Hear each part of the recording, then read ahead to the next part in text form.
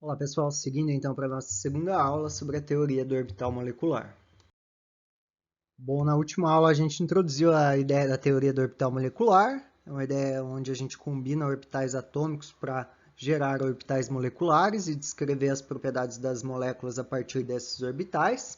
Então, a gente usa a combinação linear dos orbitais atômicos de maneira construtiva e destrutiva para gerar os orbitais moleculares ligantes e antiligantes. Aí a gente viu que a gente pode calcular, a partir da distribuição eletrônica nas moléculas, a ordem de ligação para cada uma dessas moléculas. Nada mais é que a metade dos elétrons ligantes menos os elétrons antiligantes. Nessa aula a gente vai ver um pouco de outros orbitais que podem ser gerados a partir dessa combinação linear dos orbitais atômicos, os orbitais do tipo π, e um pouco mais dos orbitais do tipo sigma, que a gente já viu na última aula, alguns exemplos de diatômicas homonucleares do segundo período e exemplos de diatômicas heteronucleares do segundo período. Bom, lembrando um pouco do que a gente viu na última aula, é um diagrama do orbital molecular para a molécula de H2. Então, a gente tem no diagrama aqui a energia, então crescendo nesse sentido. Aqui a gente tem o orbital atômico 1s para um dos átomos de hidrogênio. Aqui o outro orbital atômico 1s para o outro átomo de hidrogênio, cada um contém um elétron. A combinação linear desses orbitais atômicos vai gerar um orbital σ1s ligante, de uma combinação construtiva, e um orbital σ1s antiligante, de uma combinação destrutiva. Então, aqui seriam os orbitais moleculares para essa molécula de H2. A configuração eletrônica para ela seria σ1s2, ou seja, então os dois elétrons estão aqui nesse nível de menor energia no orbital ligante σ1s. A gente viu que poderia calcular a ordem de ligação a partir dessa equação aqui. Então, para a molécula de H2, a gente tem 2 elétrons em orbitais ligantes, menos 0 elétrons em orbitais antiligantes. Então, a ordem de ligação para a molécula de hidrogênio é igual a 1. Então, seria uma ligação simples entre os dois átomos de hidrogênio.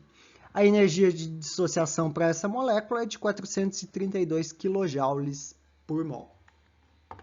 Então, você tem que fornecer essa quantidade de energia para romper essa ligação e separar esses dois átomos de hidrogênio. Bom, partindo para algumas outras moléculas aí diatômicas homonucleares do segundo período, vamos olhar um pouco essa molécula de lítio 2. Bom, os orbitais atômicos para o lítio estão representados aqui nos lados opostos. Então, o lítio tem a distribuição eletrônica 1s2, 2s1. Então, a gente tem o orbital 1s com 2 elétrons e o orbital 2s de maior energia com 1 elétron, para cada um dos átomos de lítio. E aqui a gente tem os orbitais moleculares para a molécula de lítio 2, que surgem da combinação linear desses orbitais atômicos.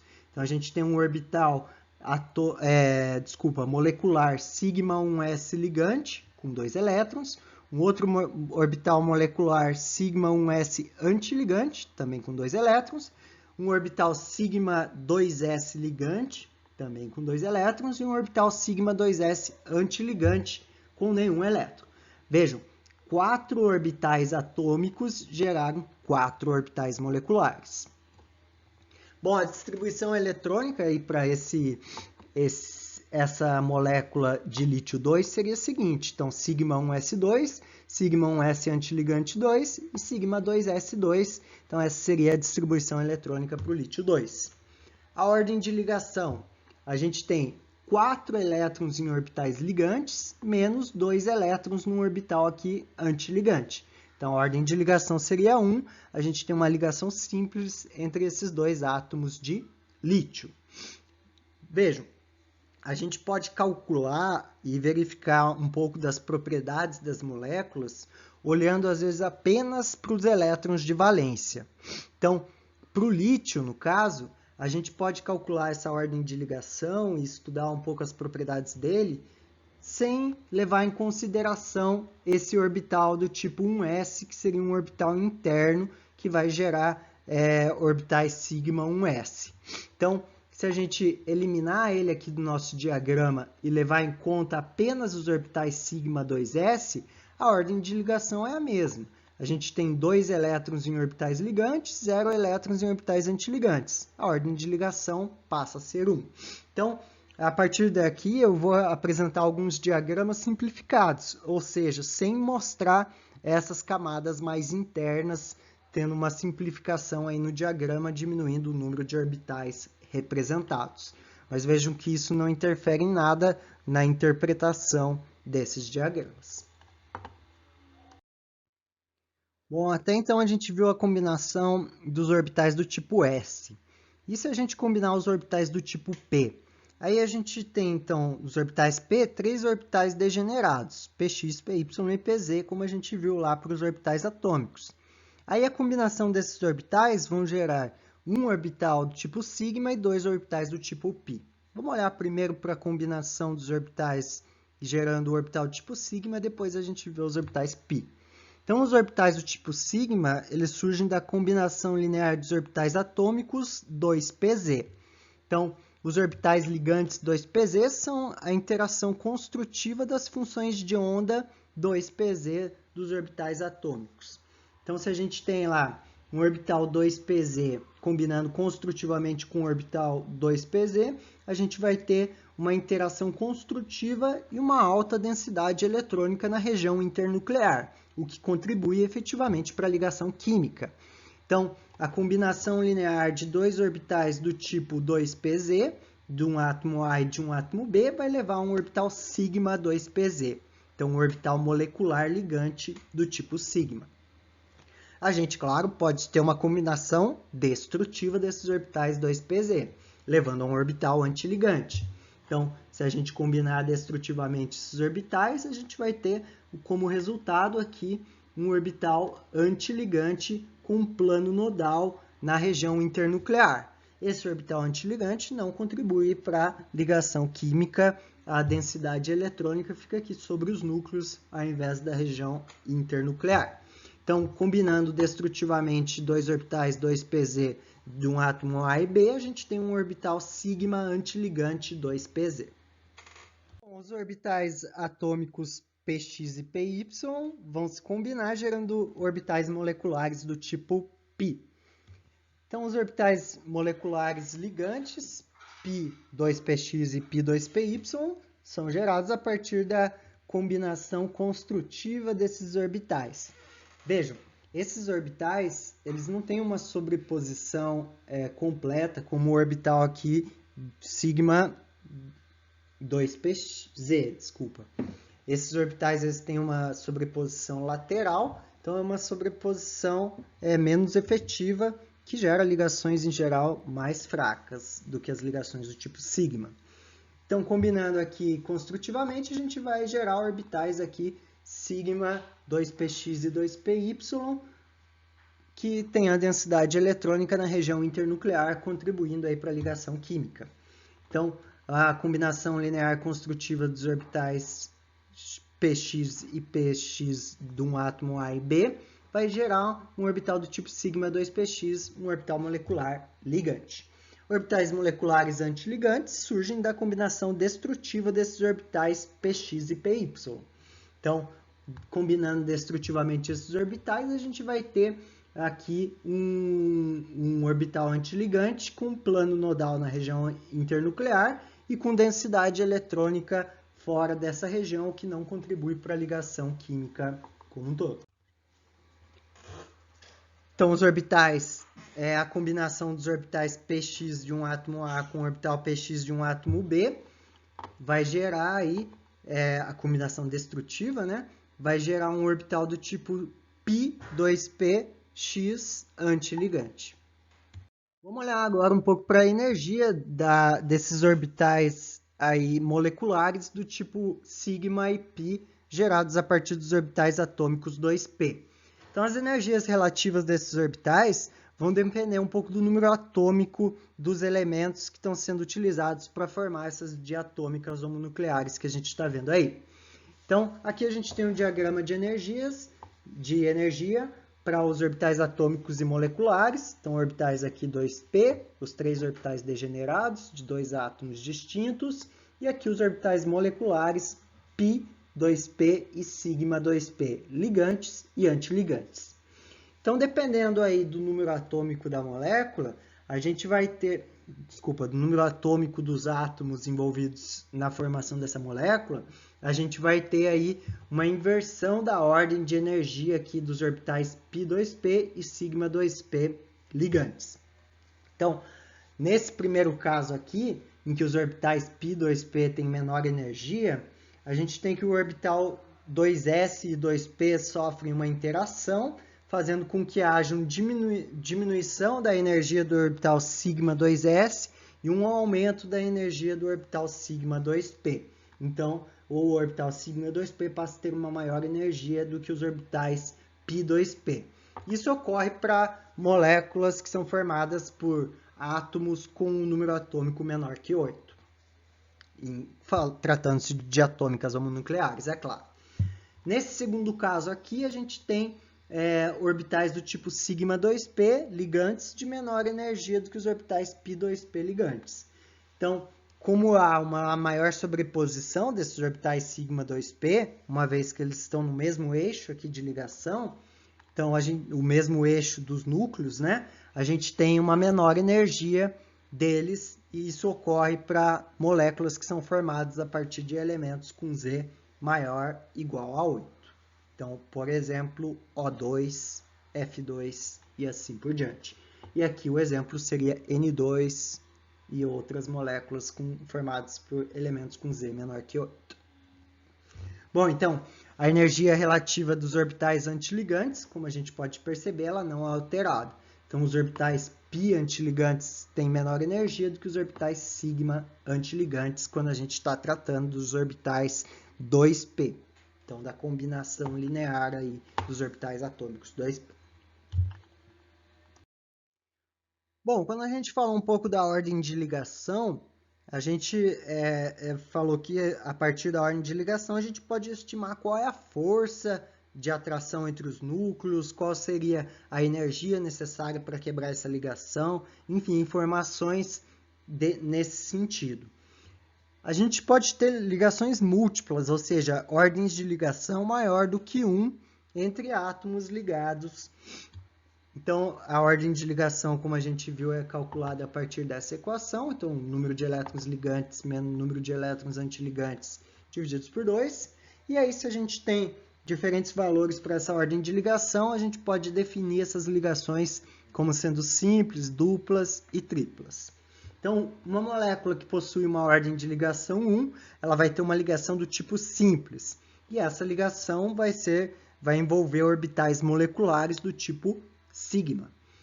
Quando a gente tem uma molécula com ordem de ligação igual a 2, aí a gente diz que a gente tem uma ligação dupla. Aí a gente tem uma dessas ligações envolvendo orbitais moleculares sigma e a outra ligação envolvendo um orbital molecular do tipo π. Então, uma sobreposição lateral e uma sobreposição no eixo internuclear. A ordem de ligação igual a 3 se refere a uma ligação do tipo tripla. Uma das ligações vai ser do tipo sigma e duas vão ser do tipo π. Então, são possíveis, além dessas ordens de ligação, claro, são possíveis ordens de ligação maiores, são possíveis ordens de ligações fracionárias, que aí tem, então, energias intermediárias, tem forças intermediárias do que essas ordens inteiras aí, como a gente viu aqui nesses 3 exemplos. Bom, a sobreposição frontal, a ligação sigma, né, de orbitais, ela é mais efetiva que a sobreposição lateral. Então, as ligações do tipo sigma tendem a ser mais fortes, ou seja, você tem que fornecer uma energia maior para romper essa ligação do tipo sigma do que uma ligação do tipo π. Mas, quando a gente está considerando ligações múltiplas, aí a gente está somando a energia das ligações sigma e π. Então, uma ligação do tipo tripla é uma ligação mais forte que uma ligação do tipo simples, porque a gente tem 3 ligações, 3 pares de elétrons sendo compartilhados, então a gente tem aí uma soma dessas energias de ligação, e essa é uma ligação mais forte do que a dupla e a simples. Bom, se a gente tentar interpretar então um pouco essas forças de ligação aí, com as energias de ligação e a ordem de ligação que a gente pode calcular, a gente vai ver que elas são todas diretamente proporcionais. Então, quanto maior é a ordem de ligação, maior vai ser a força de ligação entre esses núcleos. E maior é a energia necessária para romper essa ligação, então para que a gente possa separar esses átomos aí, esses núcleos envolvidos na formação dessa molécula. Bom, lembram lá que no começo da aula 1 sobre a teoria da orbital molecular, eu falei um pouco sobre o magnetismo do N2 e do O2, que esse era um problema que não era explicado pelas teorias que a gente viu anteriormente, mas que a teoria da orbital molecular conseguiria explicar esse problema aí. Então vamos ver um pouco esses dois diagramas e tentar entender o magnetismo dessas moléculas. Então a molécula de N2 e de O2. Então a molécula de N2, a distribuição eletrônica para o átomo de nitrogênio é 1s2, 2s2, 2p3. Então, eu estou representando aqui apenas os elétrons de valência aqui do orbital 2p. Como a gente viu, isso é perfeitamente possível e a partir apenas dos orbitais de valência a gente consegue interpretar quais são as propriedades da molécula de N2, por exemplo. Então, a gente tem lá os 3 orbitais para cada um dos átomos de nitrogênio, cada um com um elétron, e aí a gente tem os orbitais moleculares aqui, π2p de menor energia e σ2pz de maior energia, os orbitais ligantes, e depois os orbitais antiligantes. Então, para a molécula de O2, a gente tem um elétron a mais para cada átomo de oxigênio. Então, a gente tem aqui os 2 átomos de oxigênio com 4 elétrons nos orbitais 2p, e aqui a gente tem os orbitais moleculares para essa molécula de O2. Então, a partir do O2 para frente, a gente tem uma inversão. O orbital aqui do tipo σ2p, Z, tem menor energia que os orbitais ligantes π2p. Então, há essa inversão com relação aqui ao nitrogênio. E aí a gente tem 2 elétrons a mais para serem distribuídos e eles são colocados aqui nesses orbitais π2px antiligante e π2py antiligantes. São 2 orbitais degenerados, ou seja, de mesma energia. Então, se a gente calcular a ordem de ligação para cada uma dessas moléculas, a gente vai ver o seguinte. Então, para o nitrogênio, a gente tem aqui 6 elétrons em orbitais ligantes, menos nenhum elétron aqui no nos orbitais antiligantes. Isso vai me dar uma ordem de ligação 3, ou seja, existe uma ligação tripla entre os átomos de nitrogênio. Se a gente olhar aqui para a molécula de O2, a gente tem 6 elétrons em orbitais ligantes, menos 2 elétrons em orbitais antiligantes. Isso nos dá uma ligação do tipo dupla entre os átomos de oxigênio. Isso, a força de ligação, como eu falei, e a ordem de ligação, elas são diretamente proporcionais à energia de dissociação dessa molécula, ou seja, a energia necessária para quebrar essas ligações. No caso do nitrogênio, para eu romper a ligação entre os dois núcleos, eu preciso de 941 kJ por mol. No caso do oxigênio, eu preciso de 494 kJ por mol. Então, uma energia menor devido a uma ordem de ligação menor existente entre esses dois átomos de oxigênio. Bom, vamos olhar agora um pouco com relação ao magnetismo dessas moléculas. Lembrando, quando a gente tinha... Não, antes de falar do magnetismo, vou falar um pouco só da configuração eletrônica para essas moléculas. Então, para a molécula de N2, a distribuição seria aí, levando em conta agora todos os orbitais moleculares, σ1s2, σ1s antiligante 2, σ2s2, σ2s antiligante 2, π2px2, π2py2 e σ2pz2.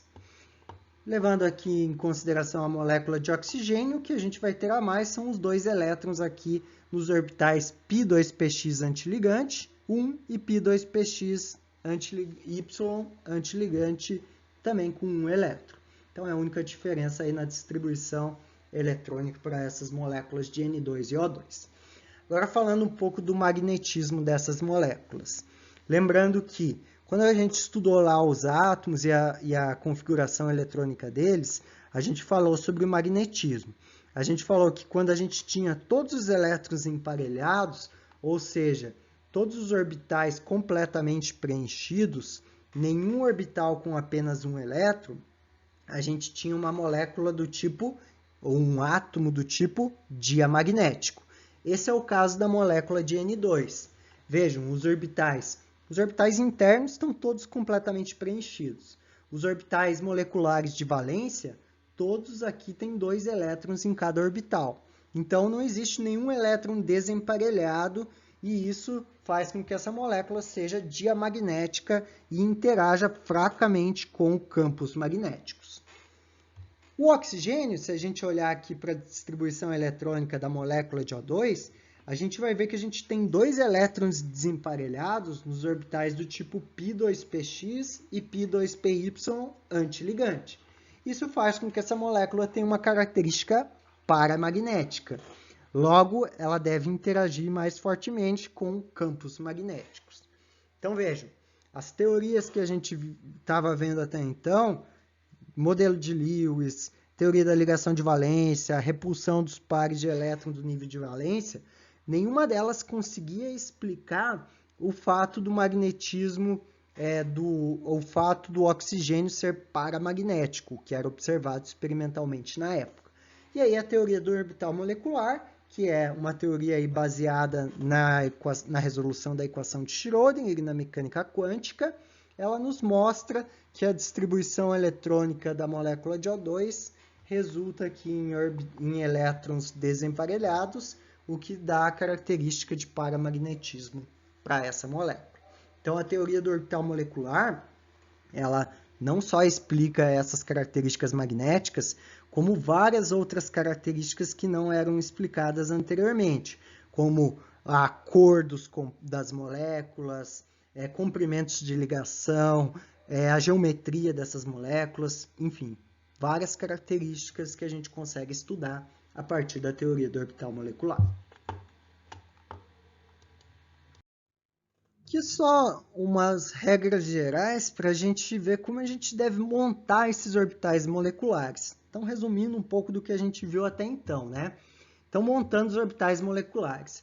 Primeira coisa, a gente vai colocar os orbitais atômicos para os 2 átomos em energia crescente. E aí vai acrescentar os elétrons com as setas ali indicando cada um dos elétrons nos orbitais atômicos. Verificando, então, a gente verifica se é necessário abordar todos os elétrons ou apenas os de valência. Na maioria dos casos, a gente pode se concentrar só nos elétrons de valência, o que simplifica bastante o nosso diagrama de orbital molecular. E aí a gente combina, então, esses orbitais atômicos, gerando os orbitais ligantes e os orbitais antiligantes. Então, cada 2 orbitais atômicos vão gerar um orbital ligante e um orbital antiligante. E aí a gente preenche esses orbitais com os elétrons dos orbitais atômicos. A gente rotula cada um dos orbitais atômicos e moleculares, conforme a gente já viu. Então, os orbitais atômicos são do tipo 1s, 2s, 2px e assim por diante. E os orbitais moleculares são rotulados como os orbitais do tipo sigma, orbitais do tipo π, ligantes e antiligantes.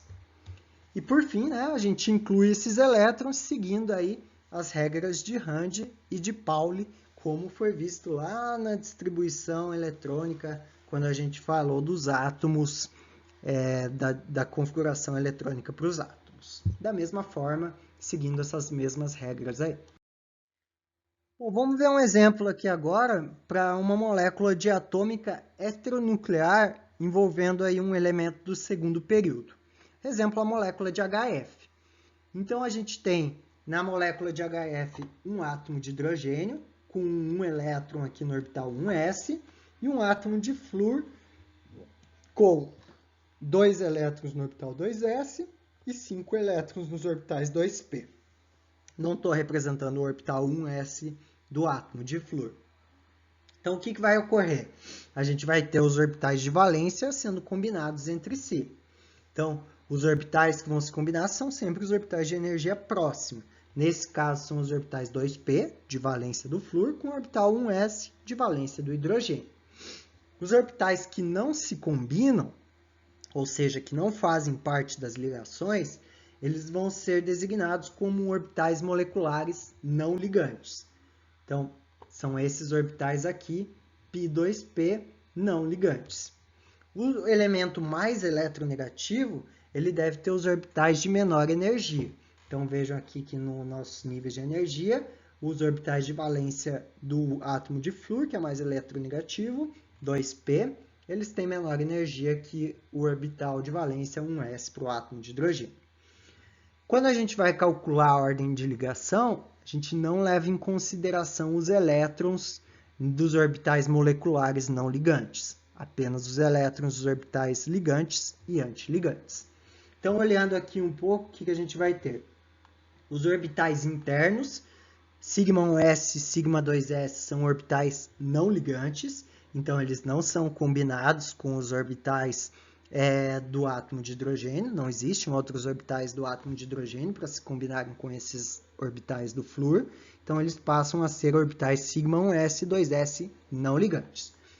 Dois dos orbitais aqui, os dois orbitais completos aqui, 2p para o átomo de flúor, eles também são orbitais não ligantes, eles não vão fazer parte da ligação, eles vão ser orbitais do tipo π2p não ligantes. E os orbitais aqui, o orbital 2p aqui semi-preenchido, no caso 2pz, vai ser um orbital ligante que vai se combinar aqui, vai formar um orbital ligante que vai se combinar com o orbital 1s e um orbital antiligante do tipo σ2pz. Então, o que a gente vai ter seria basicamente essa distribuição, essa configuração eletrônica aqui para a molécula de HF a partir da combinação dos orbitais da molécula de hidrogênio e da molécula de flúor.